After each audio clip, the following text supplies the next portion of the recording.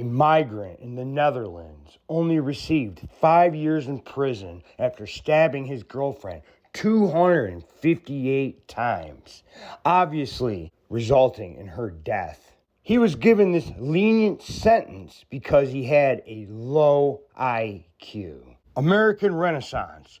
Dutch court sentences man to 5 years for stabbing girlfriend 258 times in front of newborn baby. A court in The Hague has sentenced 24-year-old Arnold O to 5 years in prison and compulsory psychiatric treatment for the brutal killing of his girlfriend, 22-year-old Genevieve, who he stabbed 258 times in front of their newborn baby. The killing, which took place on July 18, 2024, in the victim's Zoetermeer home, was described by the court as absolutely out of the ordinary in terms of violence and gruesomeness.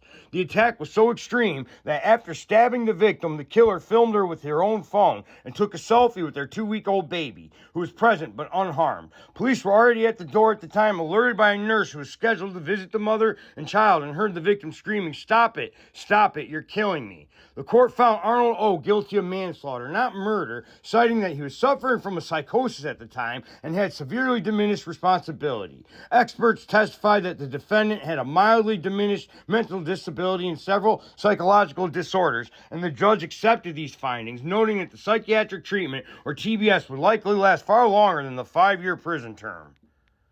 The sentence was significantly less than the 10 years sought by the prosecution. The prosecutor argued that the motive, accusations of infidelity, and doubts about paternity was unfounded and delusional. According to the prosecutor's office, it was all in his head. The defendant had a history of violence. Just a month before the killing, he had been released from a 90-day prison sentence for assaulting Jihime.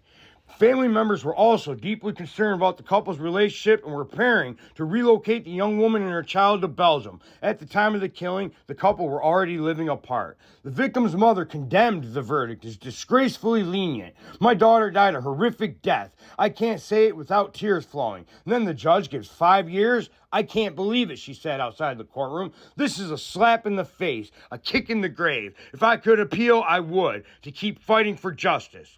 Prosecutors highlighted the horror of the crime during the trial, pointing out that the selfie the killer took with the baby allegedly shows the child lying amid its mother's blood. "How dare you film yourself while you're seriously injuring your partner?" the prosecutor asked.